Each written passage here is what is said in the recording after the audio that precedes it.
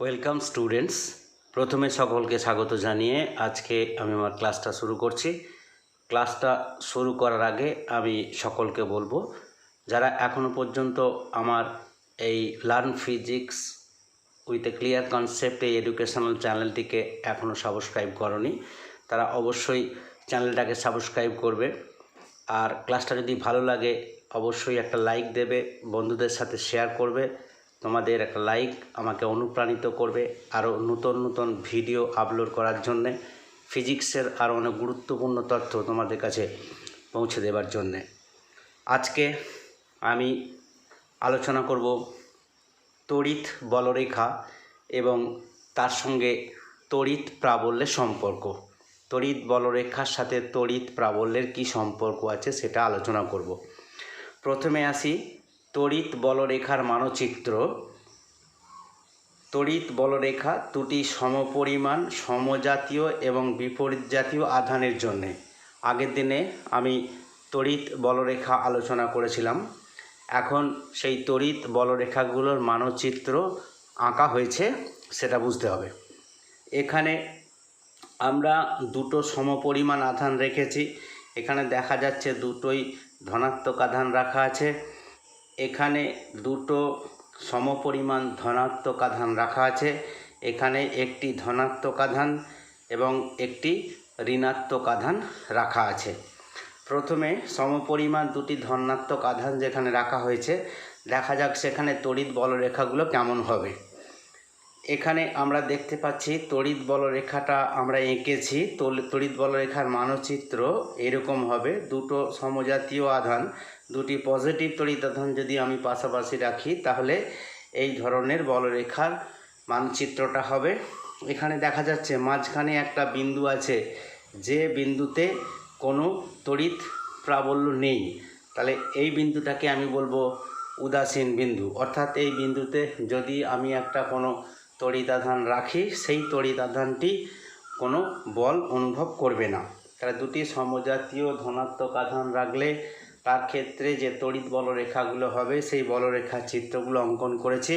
এই চিত্র থেকে দেখতে পাচ্ছি এর মাঝখানে একটা বিন্দু পেয়েছি, যে বিন্দুতে কোনো আধানকে রাখলে সেই আধানটার উপর কোনো বল প্রযুক্ত হবে না। তাহলে এই বিন্দুটাকে আমরা বলবো উদাসীন বিন্দু।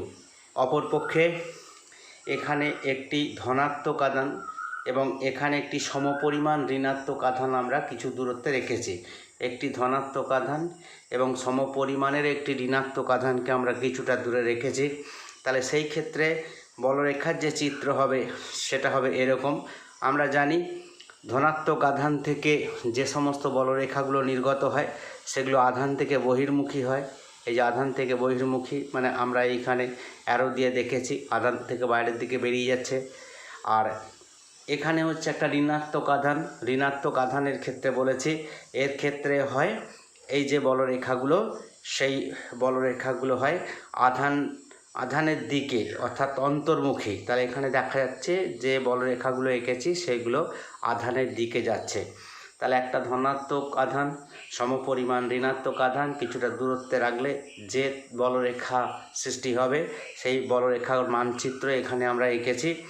এটা ধনাত্মক আধান, এ থেকে বলরেখাগুলো বাইরের দিকে বিস্তৃত হচ্ছে। এটা ঋণাত্মক আধান, এখানে বাইরে থেকে বলরেখাগুলো এসে আধানে পৌঁছাচ্ছে। তাহলে এই ধরনের বলরেখা আমরা দেখতে পাবো একটা ধনাত্মক এবং সমপরিমাণ ঋণাত্মক আধানের ক্ষেত্রে। এরপরে আসবে সুষম তড়িৎ ক্ষেত্র, ইউনিফর্ম ইলেকট্রিক ফিল্ড। সুষম তড়িৎ ক্ষেত্র কাকে বলে? সুষম তড়িৎ ক্ষেত্র ইউনিফর্ম ইলেকট্রিক ফিল্ড। আমরা আগে তড়িৎ ক্ষেত্রের কথা আলোচনা করেছি। কোনো একটি আধানকে রাখলে সেই আধানের চারপাশে যতটা অঞ্চল জুড়ে আমি কোনো একটি আধানকে রাখলে সেই আধানটি কোনো বল অনুভব করবে, তাহলে সেই অঞ্চলটিকে আমরা বলবো ওই আধানটার জন্যে তড়িৎ ক্ষেত্র, প্রথম আধানটার জন্য তড়িৎ ক্ষেত্র। এখন সুষম তড়িৎ ক্ষেত্র কাকে বলে সেটা দেখব। সুষম তড়িৎ ক্ষেত্র, যদি কোনো তড়িৎ ক্ষেত্র এমন হয় তার যে কোনো বিন্দুতে তড়িৎ প্রাবল্যের মান সমান হয়, তাহলে সেই তড়িৎ ক্ষেত্রকে বলবো সুষম তড়িৎ ক্ষেত্র। যদি কোনো তড়িৎ ক্ষেত্রের মান এমন হয় যে ওই তড়িৎ ক্ষেত্রের যে কোনো বিন্দুতে তড়িৎ প্রাবল্যের মান সমান হয়, তাহলে সেই ক্ষেত্রকে, সেই তড়িৎ ক্ষেত্রকে আমরা সুষম তড়িৎ ক্ষেত্র বলে। সুষম তড়িৎ ক্ষেত্র পেতে গেলে আমরা ছবিতে যেমন দেখিয়েছি, একটি ধনাত্মক আধানে আহিত পাত এবং একটি ঋণাত্মক আধানে আহিত একটি পাত, দুটোকে যদি আমরা সমান্তরালভাবে রাখি, একটি ধনাত্মক আধানে আহিত পাত এবং একটি ঋণাত্মক আধানে আহিত পাতকে যদি আমরা পরস্পর সমান্তরালভাবে রাখি, তাহলে তার মধ্যবর্তী অঞ্চলে সুষম তড়িৎ ক্ষেত্র পাওয়া যায়। আমরা দেখিয়েছি সমান্তরাল রেখা দিয়ে সুষম তড়িৎ ক্ষেত্রটা দেখিয়েছি। অবশ্য এই সমান্তরাল পাতের সাহায্যে সুষম তড়িৎ ক্ষেত্র সৃষ্টি করা হয়, তার বাইরের দিকে অর্থাৎ ধারের দিকে তড়িৎ ক্ষেত্র সুষম হয় না। মাঝখানে যে তড়িৎ ক্ষেত্র পাওয়া যায় সেটি সুষম তড়িৎ ক্ষেত্র হয়। অর্থাৎ এই তড়িৎ ক্ষেত্রে যে কোনো বিন্দুতে যদি আমি একটি একক ধনাত্মক আধানকে রাখি, তাহলে সেই ধনাত্মক আধানের উপর সম পরিমাণ বল প্রযুক্ত হবে। তাহলে এই রকম তড়িৎ ক্ষেত্রকে আমরা বলবো সুষম তড়িৎ ক্ষেত্র। তড়িৎ ক্ষেত্রের কোনো বিন্দুতে প্রতি একক ক্ষেত্রফল দিয়ে নির্গত বলরেখার সংখ্যাই ওই বিন্দুতে তড়িৎ প্রাবল্যের সমান। এটা আমরা প্রমাণ করব। একটা তড়িৎ ক্ষেত্র আছে, তড়িৎ ক্ষেত্রের একটা বিন্দু আমি নিয়েছি, এই বিন্দুতে তড়িৎ প্রাবল্য কত হবে? সেই বিন্দুতে তড়িৎ প্রাবল্য হবে, ওই বিন্দুকে কেন্দ্র করে আমি যদি একটি একক ক্ষেত্রফল কল্পনা করি, তাহলে ওই একক ক্ষেত্রফলের মধ্য দিয়ে যতগুলি তড়িৎ বলরেখা অতিক্রম করবে সেটাই হবে ওই বিন্দুর তড়িৎ প্রাবল্য। তাহলে তড়িৎ ক্ষেত্রের কোনো বিন্দুতে প্রতি একক ক্ষেত্রফল দিয়ে নির্গত বলরেখার সংখ্যাই ওই বিন্দুতে তড়িৎ প্রাবল্যের সমান। অর্থাৎ তড়িৎ ক্ষেত্রের কোনো বিন্দু যদি আমি একটা নিই, সেই বিন্দুতে তড়িৎ প্রাবল্য কত হবে না, ওই বিন্দুতে যদি এই বিন্দুকে কেন্দ্র করে একক ক্ষেত্রফল কল্পনা করি, তাহলে একক ক্ষেত্রফলের মধ্য দিয়ে নির্গত বলরেখার সংখ্যাই হবে ওই বিন্দুতে তড়িৎ প্রাবল্য। এটাই আমরা প্রমাণ করব। এটা প্রমাণ করতে গেলে আমরা এখানে দেখিয়েছি একটা গোলক, যে গোলকের কেন্দ্র ও, এই গোলকটাকে আমি কিউ পরিমাণ আধানে আহিত করেছি। একটি গোলক আর ব্যাসার্ধের গোলক, যার কেন্দ্র ও, এই গোলকটিকে আমি কিউ আধান দিয়ে আহিত করেছি। তাহলে আমরা জানি কোনো পরিবাহীকে যখনই আমরা আহিত করি, তখন পরিবাহীর সমস্ত আধান ওই পরিবাহীর বাইরের তলে অবস্থান করে। এক্ষেত্রে আমরা কিউ পরিমাণ আধান দিয়ে আমরা ওই গোলকটিকে আহিত করেছি।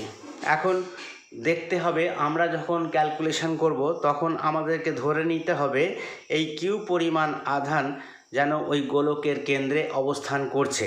তাহলে কিউ পরিমাণ আধান যেন ওই গোলকের কেন্দ্রে অবস্থান করছে, প্লাস কিউ পরিমাণ আধান।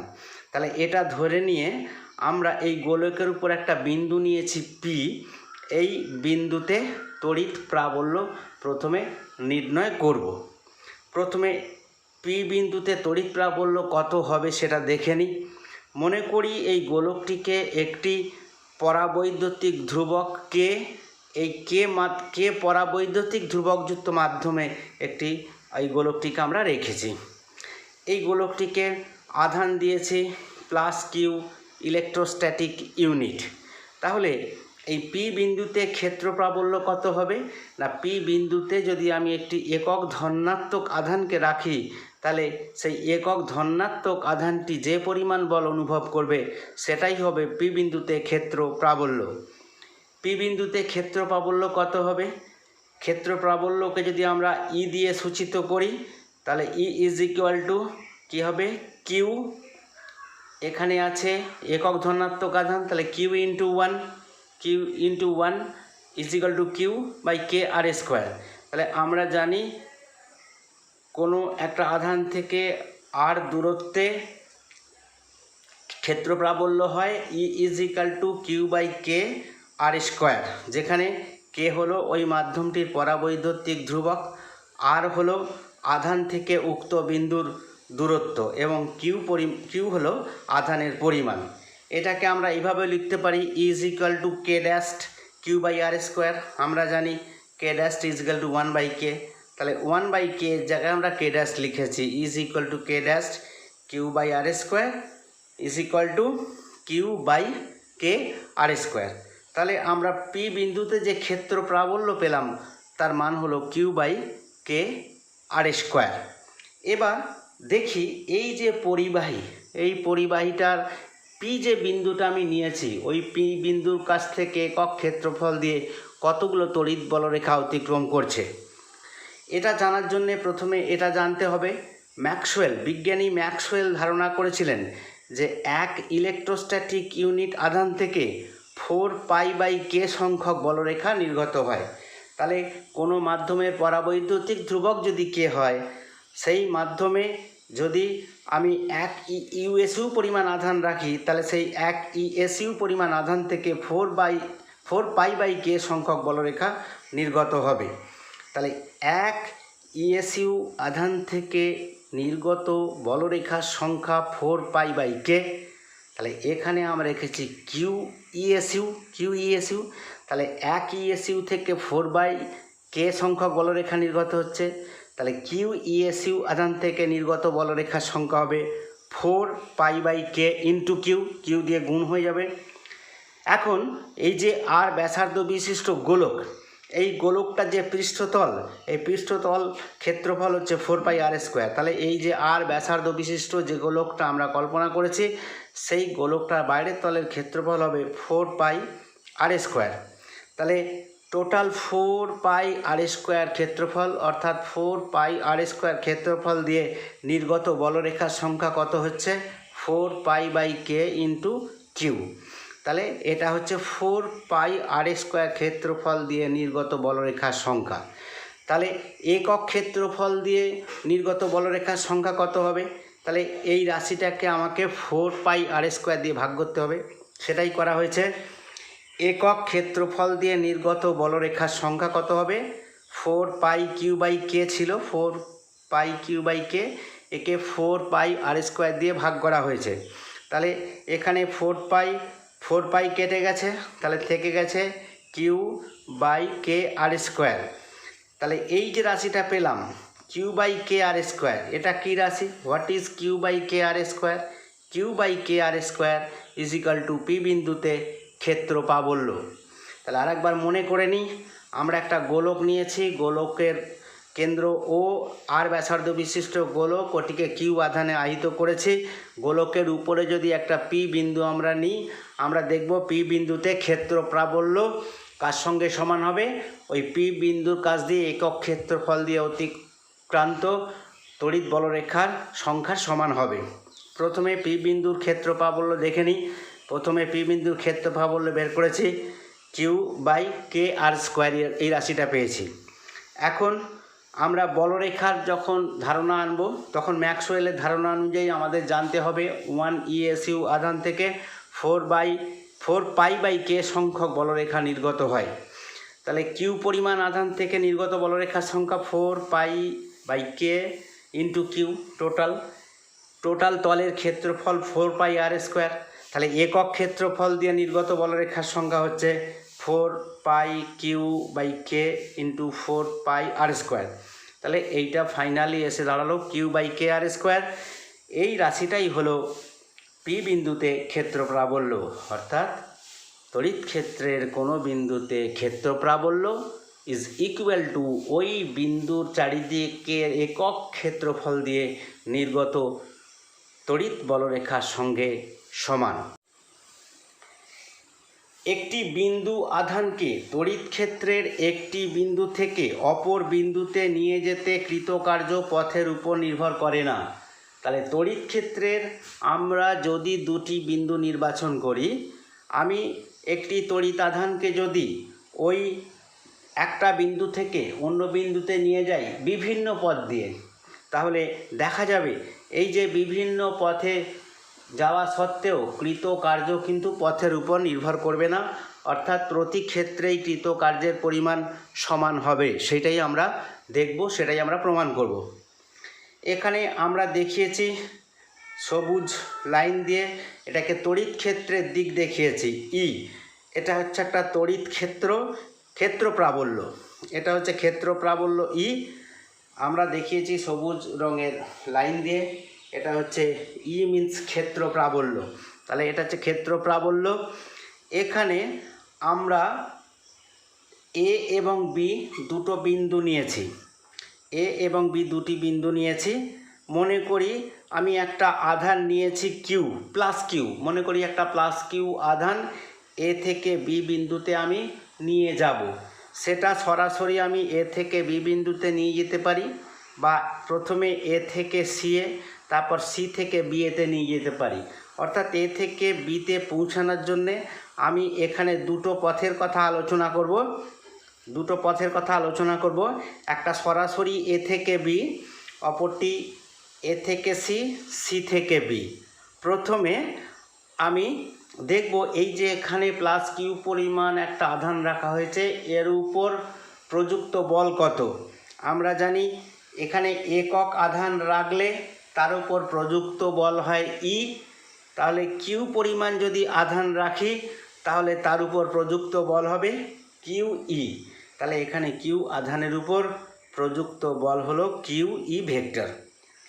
এবার এ থেকে বিতে আমি যাব, দেখি কত কার্য করতে হচ্ছে। তাহলে এ থেকে বিতে যেতে গেলে আমাকে প্রযুক্ত বল ইন্টু সরণ, এটা গুণ করে দেখতে হবে। তাহলে প্রযুক্ত বল q E vector into A থেকে B q E vector dot A B vector. তাহলে কী হলো, কিউ ই প্রযুক্ত বল আর এ বি হলো অতিক্রান্ত দূরত্ব সরণ ভেক্টর এ বি।